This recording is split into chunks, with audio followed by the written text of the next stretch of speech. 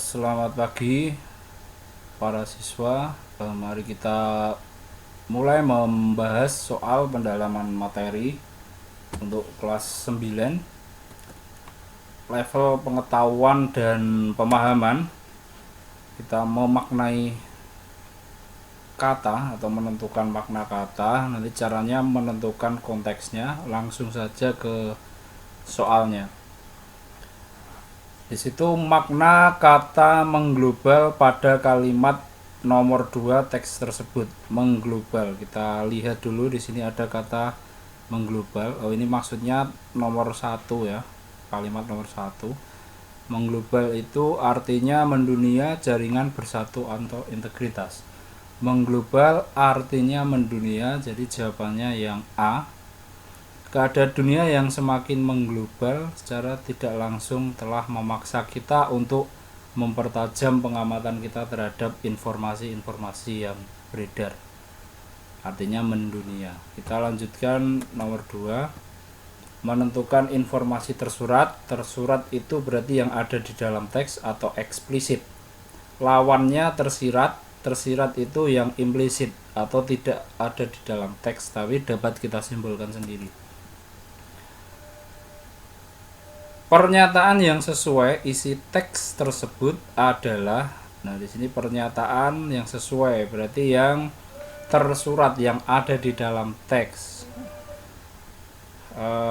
Urutan minat baca masyarakat Indonesia terendah. Nah, di sini tidak terendah di antara negara lain.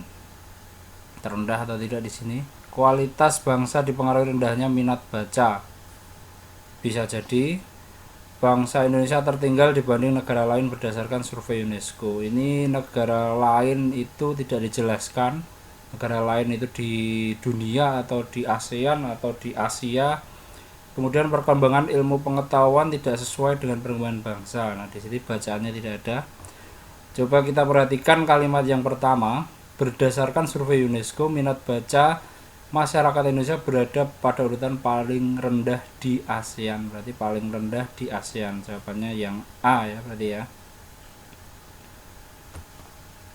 Berikutnya menentukan watak tokoh. Watak tokoh itu salah satu unsur intrinsik karya sastra. Watak tokoh itu disebut juga dengan penokohan. Cara penggambarannya bisa disebutkan pengarang langsung melalui perbuatan tokoh, lingkungan tempat tinggal tokoh, dialog, jalan pikiran tokoh, disampaikan tokoh lain. Langsung saja ke soalnya di situ. Watak tokoh Taksu. Nah, di situ sudah saya pikir masak-masak, saya terkejut. Pikirkan sekali lagi, Bapak kasih waktu 1 bulan. Taksu menggeleng. Dikasih waktu 1 tahun pun hasilnya sama, Pak. Saya ingin jadi guru.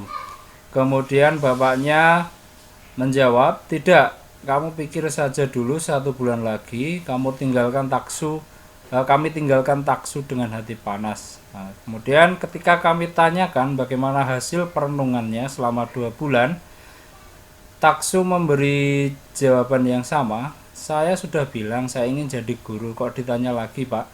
Katanya sama sekali tanpa rasa berdosa. Nah, watak atau penokohan tokoh Taksu di situ yang tepat apa? Pemberontak mungkin bisa jadi karena dia tidak menuruti keinginan orang tuanya. Pemberani, ya, berani menantang orang tuanya. Atau teguh pendirian, atau yang malah D pemarah. Nah, ini yang paling tepat, meskipun yang A, B, dan D itu mungkin bisa jadi, tapi yang paling tepat dengan konteks cerita ini adalah teguh pendirian. Kita lanjut ke soal berikutnya, nilai moral. Nilai moral itu nilai yang berkaitan dengan akhlak seseorang, tingkah laku, dapat diketahui dari apa itu konfliknya, sebab konflik atau akibat konflik. Soalnya di situ nilai moral bacaannya masih sama dengan bacaan yang sebelumnya. Nilai moral yang terdapat pada teks tersebut adalah, nah ini berarti yang D. Ketika memiliki keinginan baik, itu perlu dipertahankan. Nah, jadi kita punya argumentasi untuk mempertahankan pendapat kita meskipun harus bertentangan dengan orang tua. Kemudian amanat yang nomor 5, amanat itu berarti pesan yang disampaikan pengarang kepada pembaca. Itu biasanya disimpulkan dari sebab dan akibat konflik. Saya bacakan soalnya. Sang raja sangat terkejut mendengar penjelasan si semut yang tahu hidup hemat. Sang raja tersenyum kecil di dekat semut.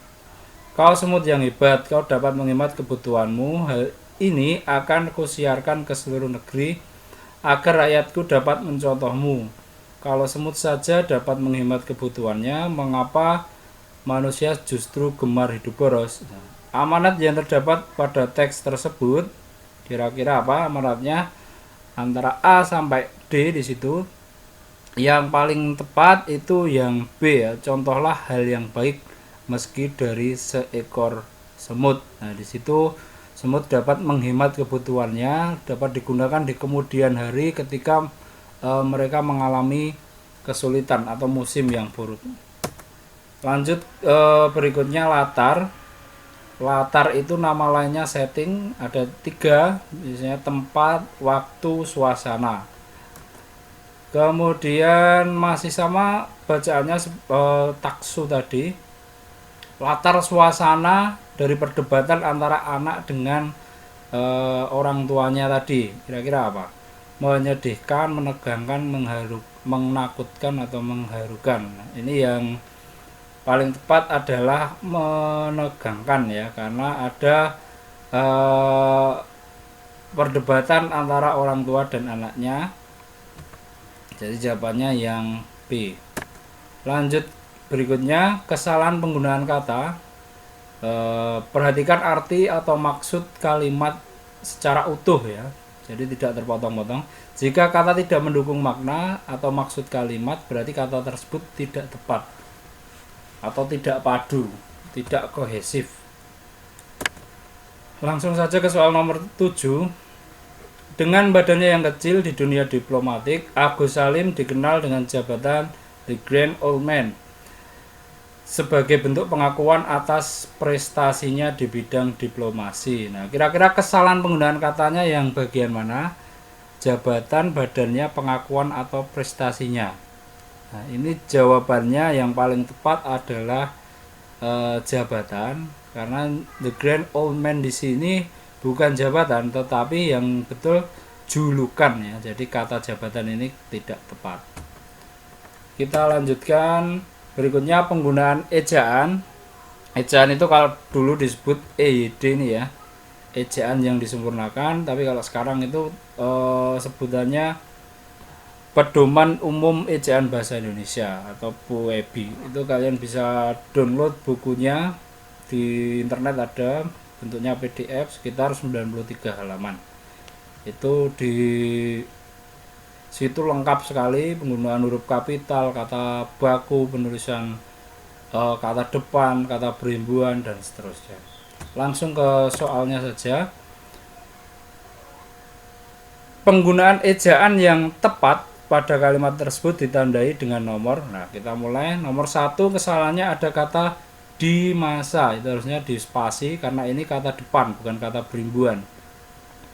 Nomor 2, keamerika-amerikaan. Keamerika-amerikaan ini menunjukkan gaya, bukan negara. Jadi kalau gaya itu ditulis menggunakan huruf kecil, Amerikanya diawali huruf kecil. Kemudian yang ketiga, di pasar. Di pasar itu kata depan bukan kata berimbuan, jadi di spasi. Kemudian nomor 4, atlet, betul, pakai E bukan pakai I, karena nanti bisa berubah menjadi atletik bukan atletik ya. Jadi sudah tepat atlet ini, berarti penggunaan ejaan yang tepat terdapat pada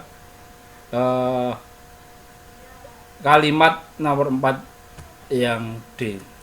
Kemudian berikutnya aplikasi. Di sini nanti kita menentukan simpulan. Simpulan itu pendapat akhir dari pembaca. Caranya bagaimana? Ya nanti cari fakta-fakta atau informasi.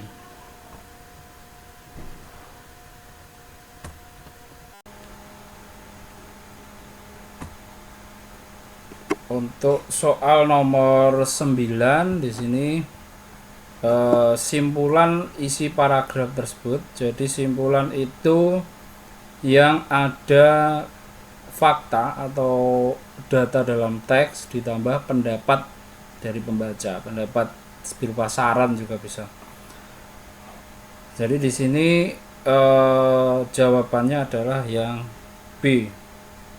Untuk mengejar kemajuan negara-negara di ASEAN perlu ditumbuhkan minat baca. Nah, perlu ditumbuhkan minat baca itu merupakan saran atau pendapat akhir dari pembaca.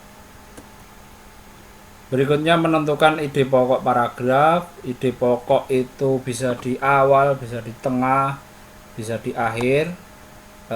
Sebenarnya ada 5. Yang pertama itu deduktif. Deduktif itu berada di awal.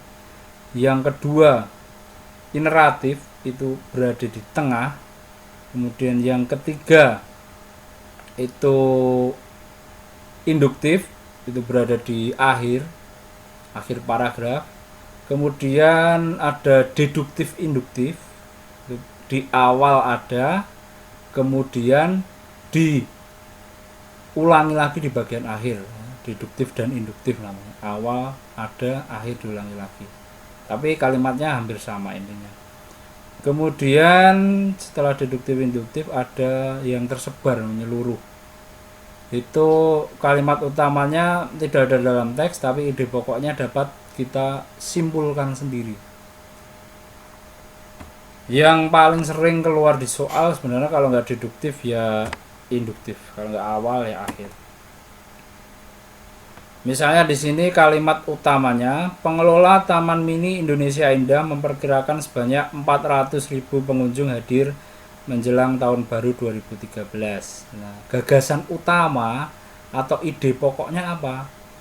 Ide pokoknya tinggal kita ringkas dari kalimat utama.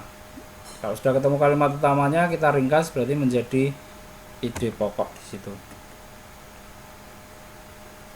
Kemudian kita langsung ke contoh soal. Pohon mangga mempunyai ciri-ciri antara lain berperawakan besar, dapat mencapai tinggi 40 meter atau lebih. Meski kebanyakan mangga peliharaan hanya sekitar 10 meter atau kurang. Batang mangga tegak, bercabang, agak kuat, dengan daun-daun lebat membentuk tajuk yang indah, berbentuk kubah, oval atau memanjang, dengan diameter sampai 10 meter.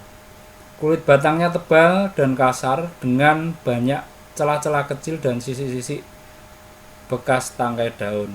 Ide pokok teks tersebut apa kira-kira? Kita cari kalimat utamanya dulu. Ini kalimat utamanya berada di awal. Pohon mangga mempunyai ciri-ciri antara lain. Nah, ini sampai titik. Intinya apa kalimat utama itu? Intinya adalah ciri-ciri. Nah, berarti jawabannya yang B, ciri-ciri pohon mangga.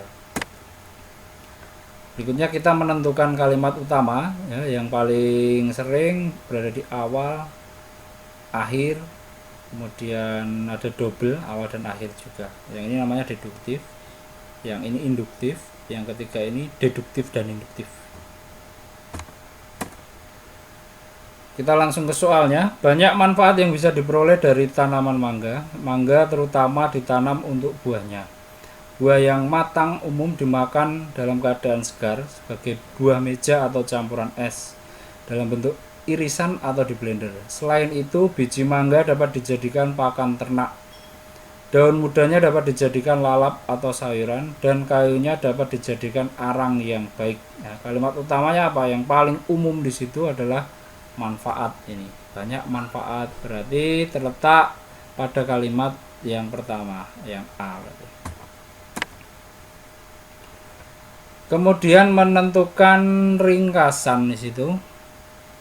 Ringkasan itu kita cari ya, masih ada kaitannya dengan soal sebelumnya. Ringkasan itu kita cari ide pokok dulu, kita cari kalimat utama.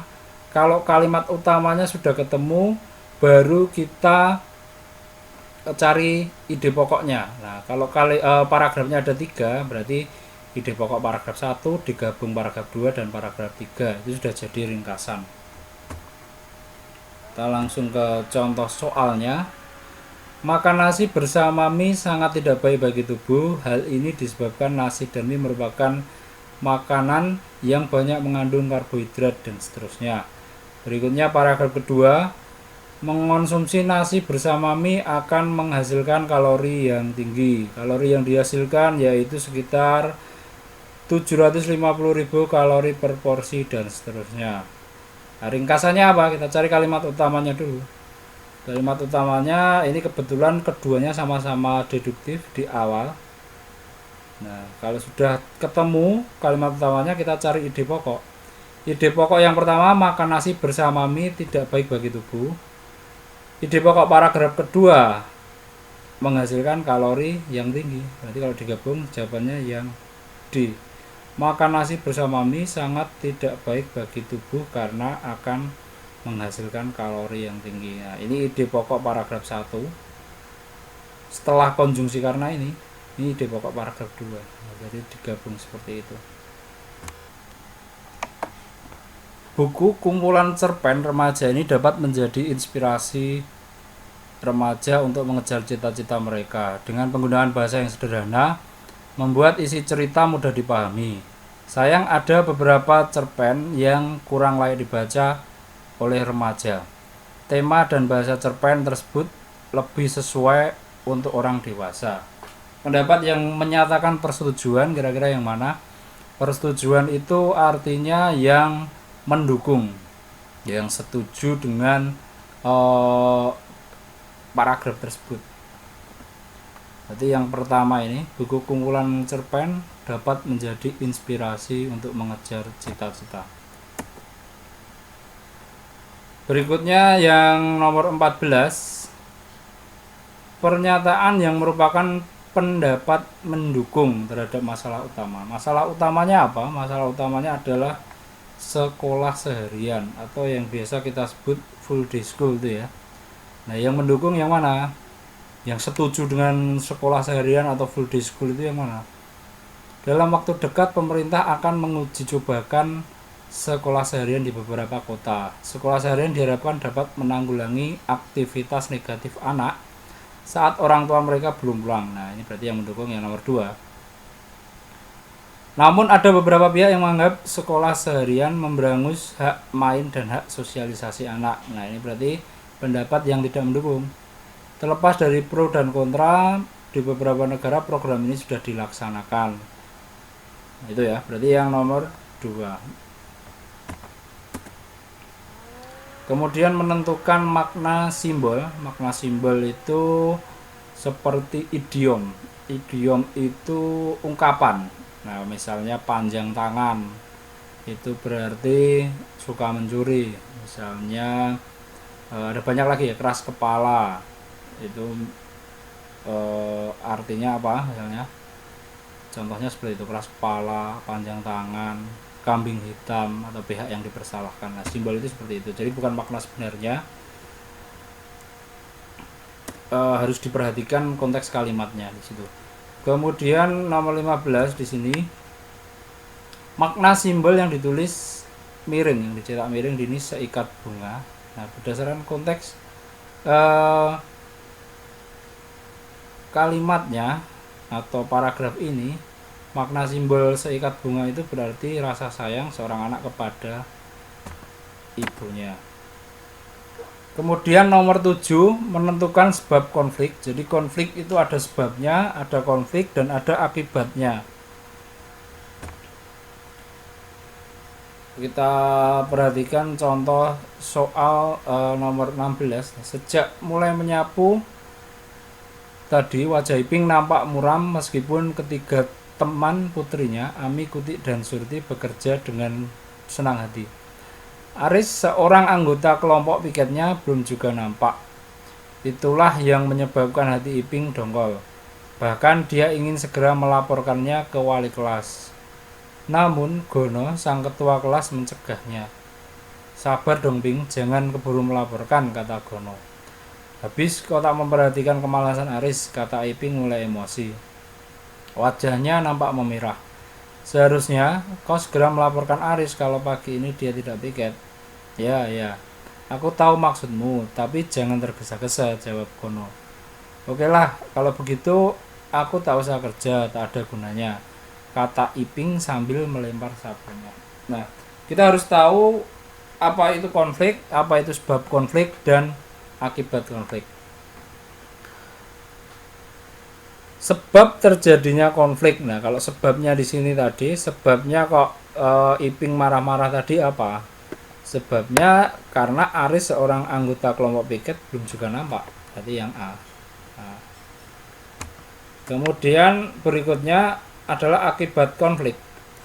Soalnya masih sama, bacaannya masih sama, tapi kita menjawab soal yang akibat konflik di sini. Akibat konfliknya apa dari kejadian tadi? Nah, kita baca saja di bagian yang akhir itu. Iping tidak mau piket lagi. Jadi Iping di sini melempar sapunya, berarti tidak mau piket lagi. Jawabannya yang D. Berikutnya amanat. Amanat itu pesan yang disampaikan pengarang kepada pembaca. Sejak mulai menyapu tadi, Iping nampak muram. Nah, bacaannya sama sampai terakhir. Amanatnya apa kira-kira? Amanatnya untuk yang emosi tadi, Iping tadi. Jadi jawaban yang tepat ini, tahanlah emosi ketika sedang berbicara. Nah, ya. Jadi yang D. Kemudian tahapan alur di semua cerita itu hampir sama. Yang pertama kalau alurnya maju itu ada orientasi, kemudian yang kedua pemunculan konflik, yang ketiga konflik mulai memuncak, kemudian konflik menurun, dan yang terakhir penyelesaian. Itu kalau alurnya maju. Kalau alurnya mundur itu berarti dibalik dari nomor 5, 4, 3, 2, 1. Tapi kadang ada beberapa cerita yang alurnya campuran itu bisa dimulai nomor 2 dulu, kemudian nomor 1, baru nomor 3, 4, 5 dan seterusnya. Tapi kebanyakan kalau di soal-soal cerpen itu ya alurnya kebanyakan maju ya. Jadi urut dari 1, 2, 3, 4, 5 penyelesaian.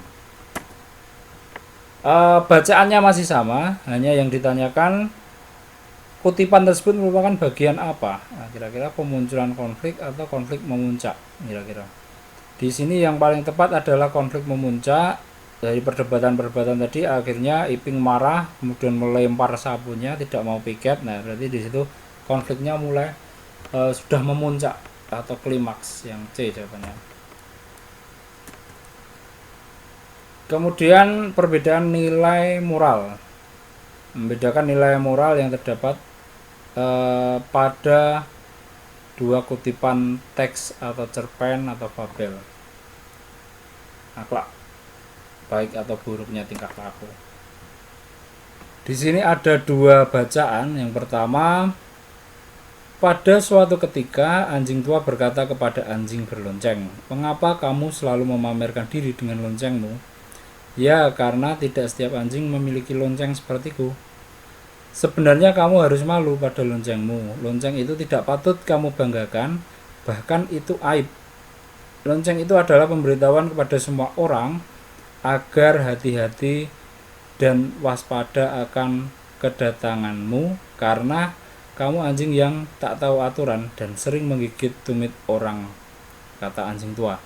Kemudian bacaan yang kedua, suatu hari serigala menghadap kera dan mengatakan, jika ia menemukan makanan yang amat lezat, tanpa pikir panjang kera pergi bersama serigala. Di tengah hutan teronggok buah-buahan kesukaan kera. Kera yang tamak langsung menyergap buah-buahan itu. Ternyata si kera langsung terjeblos ke dalam tanah. Makanan yang disergapnya ternyata jebakan yang dibuat manusia. "Tolong, tolong," teriak kera sambil berjuang keras agar bisa keluar dari perangkap. Perbedaan nilai moralnya yang mana kira-kira? Apakah yang A atau yang B, C atau D? Nah, ini yang paling tepat adalah yang B. Teks 1 itu tidak sombong dengan apa yang dimiliki, sedangkan moral yang teks kedua, ketamakan dapat menyebabkan kecelakaan, ya B. Kemudian melengkapi teks dengan kalimat, di situ Ketika berkunjung ke sebuah desa, kulihat sebuah sekolah titik-titik, atap bangunan dari rumbai daun, separuh dinding bagian bawah bagian bangunan dari batu bata yang tidak berplaster dan seterusnya. Nah, berarti kalimat yang tepat apa? Meski lingkungannya tampak asri, tetapi keadaan sekolah itu memprihatinkan. Yang paling tepat yang A. Berikutnya menyusun kalimat pelaporan. Nah, di sini ada beberapa kalimat yang susunannya acak. Yang tepat yang mana ini kira-kira? Pada hari Sabtu yang nomor 2 dulu. Kemudian sebelum berangkat kami diberikan pengarahan nomor 5. Setelah pengarahan kami semua menunggu kedatangan kepala sekolah nomor 4. Kemudian beberapa menit kemudian kepala sekolah hadir memberi sambutan 1 dan 3. Berarti jawabannya yang D. Sampai nomor 22 dulu. Yang lainnya kita lanjutkan di pembahasan berikut.